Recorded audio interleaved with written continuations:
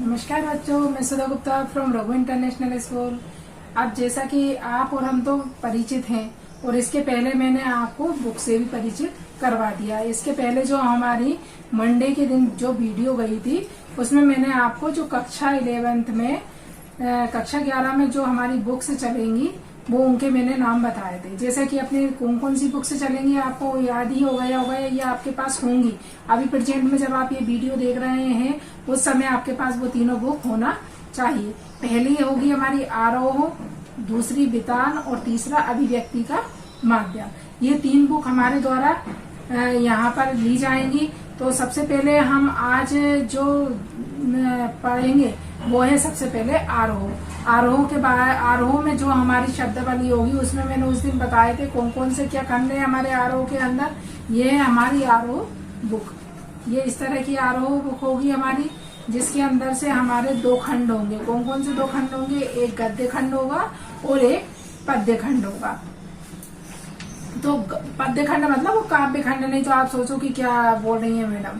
तो सबसे पहले गद्य खंड होगा। गद्य खंड होगा उसमें जो हमारे ये चैप्टर रहेंगे वो यह रहेंगे, और इसके बाद सेकंड जो हमारा खंड होगा काव्य खंड। इस तरह से हमने खंड उसमें भी पढ़े थे, 9th क्लास 10th क्लास में भी पढ़ चुके हैं। गद्य खंड और पद्य खंड क्या होता है इनके बारे में समझाने की जरूरत ही नहीं है। गद्य खंड में आती है हमारी कहानियां, और यहाँ पर कुछ कहानियां यथार्थवादी होती है। यथार्थवादी मतलब सत्यता पे टिकी होती है। और दूसरी होती है हमारी काव्य खंड। काव्य खंड का मतलब होता है यहाँ पर आएंगी आपकी कविताएं सेकंड में।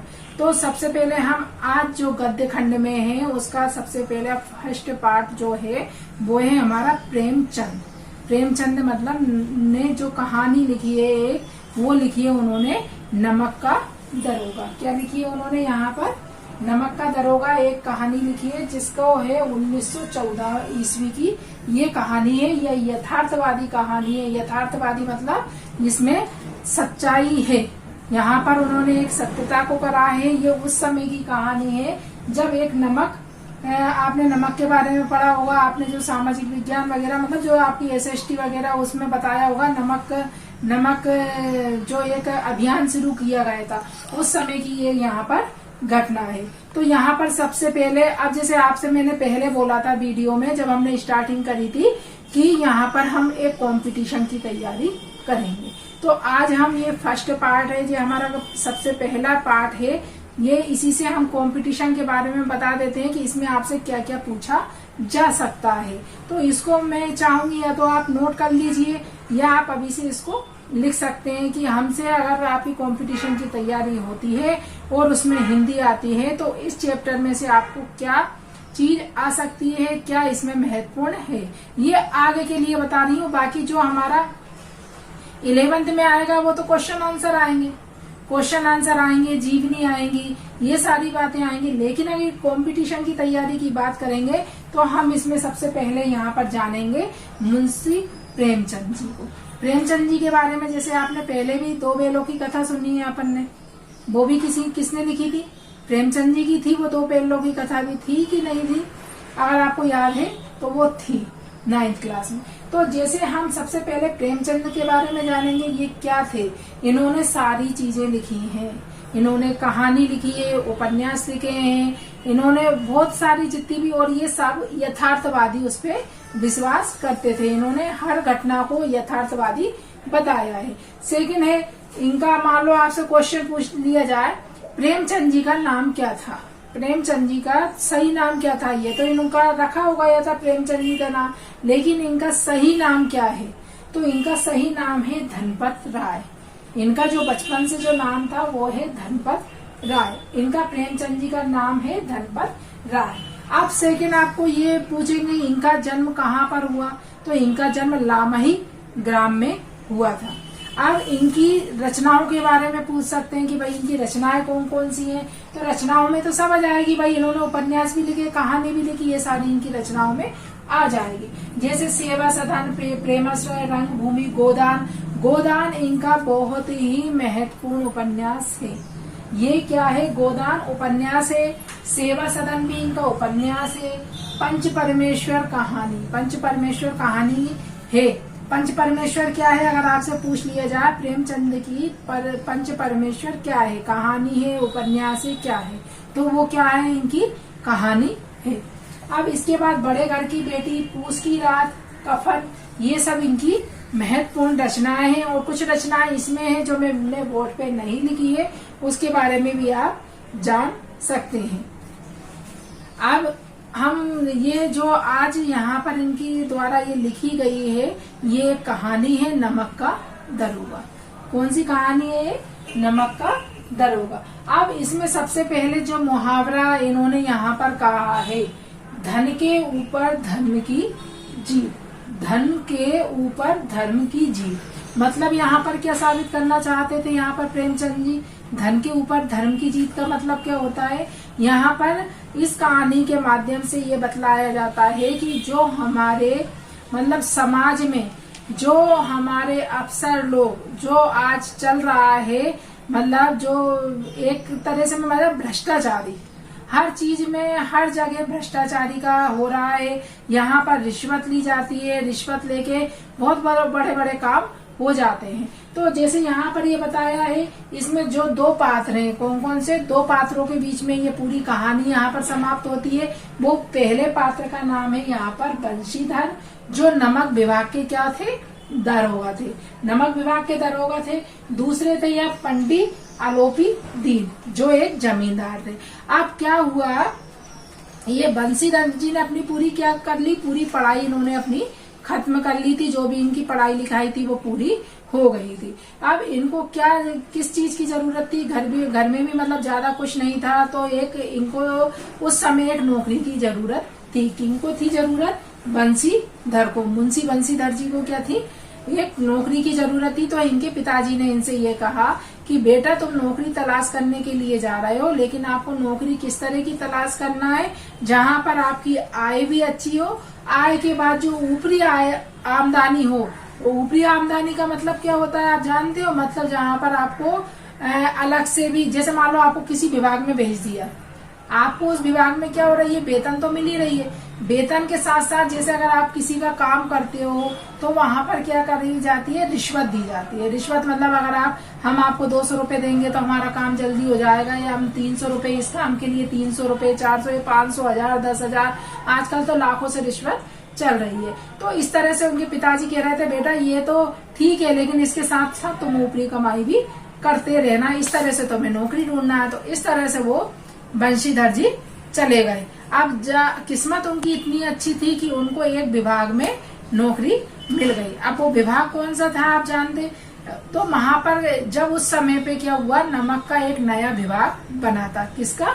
जो नमक रहता ना हमारा, जो हम खाने में यूज करते हैं वो नमक। आपने असहयोग आंदोलन, नमक आंदोलन, इनके बारे में पढ़ा होगा। तो इसी तरह वहां पर उस समय अंग्रेजों का भी शासन था, उस समय की है ये सारी कहानी है। तो वहां पर एक नमक का नया विभाग बना था, और तो वहां पर क्या हो गया, ईश्वर की कृपा से इनको उस विभाग में नमक के दरोगा की नौकरी मिल गई। मतलब यहाँ वहां पर इनको नियुक्त कर दिया गया। लेकिन भाई ये तो बहुत ईमानदार थे, तो इन्होंने इनके पिता की बात एक भी नहीं मानी थी। लेकिन बाकी इनकी ऊपरी आय भी होती थी। ऊपरी आय मतलब कोई भी जो मन से दे जाता है या जो भी है, आय भी तो बढ़िया चल रहा था, कोई दिक्कत ही नहीं थी किसी भी तरह की। बेईमान जरूर नहीं थे, ये थे ईमानदार इतना।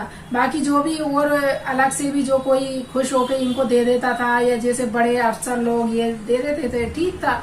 एक दिन ये क्या हो रहा था, ये इनके इसमें सो रहे थे इनकी कुटिया में, क्योंकि ये कहानी है बहुत बड़ी पुस्तक में, इसलिए आपको खुद को पढ़ना पड़ेगा इसको। इसका मैं जो सार है वो मैं आपको समझा दे रही हूँ कि इसमें ये कहानी किस चीज पर आधारित है, मतलब इस कहानी के अंदर क्या है उसके बारे में मैं आपको यहाँ पर बता रही हूँ। बाकी आपको इसको एक बार आपको जरूर पढ़ना है। तो इसमें क्या था कि एक दिन ये सो रहे थे, सोते सोते इनको वहां पर जो नदी के किनारे ही रहता है, नमक का सागर के किनारे ही नमक का वो कारोबार रहता है, तो इनको ये अपनी कुटिया में सो रहे थे, तो इनको रात को कुछ हलचल आवाज आई, गाड़ियों की आवाजें आई।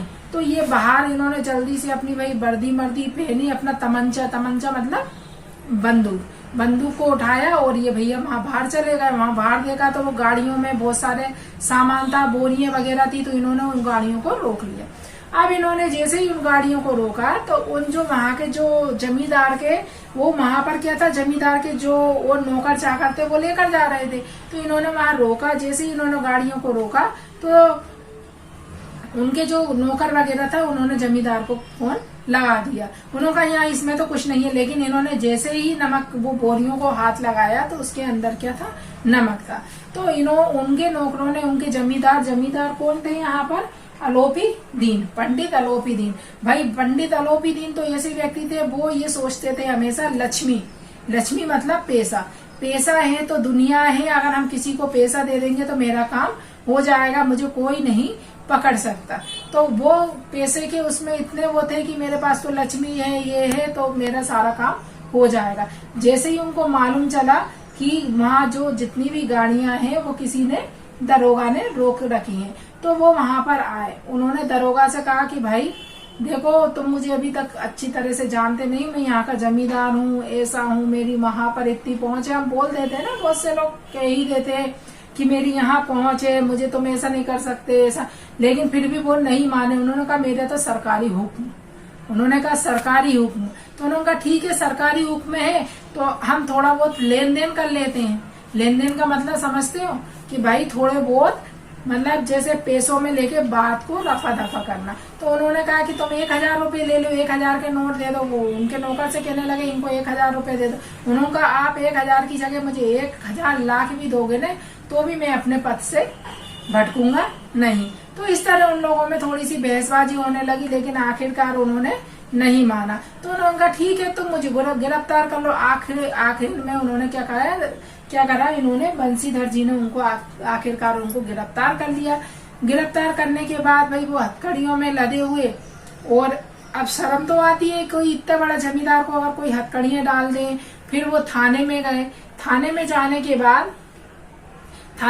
के बाद क्या हुआ, उनके ऊपर केस लड़ा गया। केस में से मुकदमा चला, और जब वो अदालत में पहुंचा, अदालत में तो क्या हुआ कि उनके खिलाफ ही बोला गया। वहां पर ये कहा गया इतने बड़े जमींदार के क्योंकि वहां पर जो कर्मचारी था उनको पैसों के द्वारा खरीद लिया गया था, पैसों के द्वारा उनको खरीद लिया गया था। अब देखो कुछ लोग तो बिक जाते हैं, कुछ लोग इतने ईमानदार होते हैं, वो अपने धर्म से टस से मस नहीं होते, वो कभी बिकते नहीं है। कुछ लोग बहुत से लालची लोग रहते हैं जो अपने आप को बेच देते हैं। तो इस तरह से उनको, लेकिन यहाँ पर क्या हो गया, जमींदार को सही साबित किया गया, जमींदार को सही बताया गया और उनको गलत साबित किया गया। किसको गलत साबित किया गया, ये जो यहाँ पर थे बंसीधर, इनको गलत साबित कर दिया गया और इनको इनकी नौकरी से हाथ धोना पड़ा। मतलब इनको लास्ट में क्या करा गया, इनको इस्तीफा पत्र इनको भेज दिया।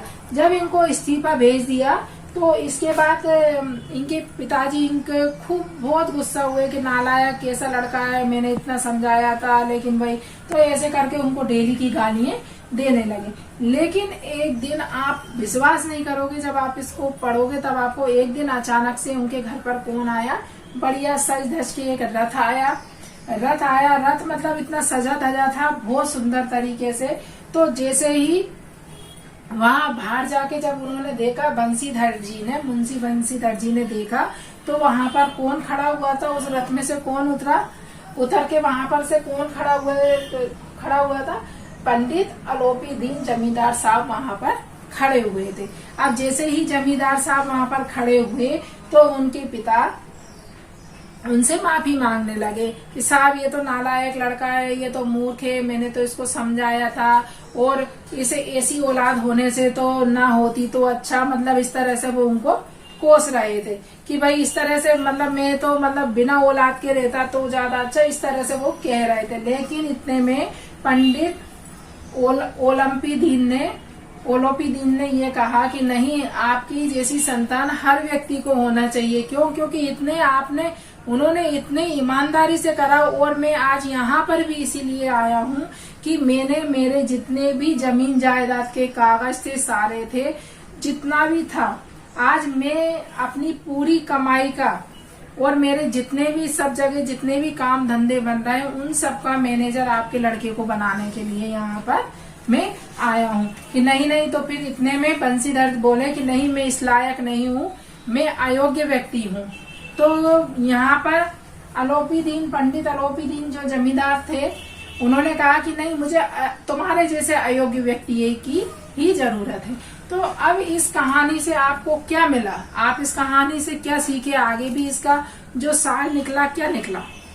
इसका मतलब ये कि हमेशा किसकी जीत होती है, हमेशा ईमानदारी की जीत होती है। और यहाँ पर भी कौन शर्मसार हुआ, यहाँ पर भी कौन, जो पंडित अलोपीदीन थे वो जमींदार यहाँ पर भी शर्मसार हुए। उन्होंने उनसे बंसीधर जी से क्षमा मांगी और वापस उनको वो नौकरी न मिलके उन्होंने जो अपने यहाँ पर उनको नौकरी दी। तो ये यहाँ पर एक यथार्थवादी कहानी है। यहाँ पर ये इसीलिए ये धन के ऊपर धर्म की जीत, धन के ऊपर धर्म की जीत, मतलब यहाँ पर धन काम नहीं करा, यहाँ पर धर्म काम करा, क्योंकि बंसीधर ने अपना धर्म निभाया और यहाँ पर जमींदार ने अपने धन को से उनके धर्म को खरीदने की कोशिश की।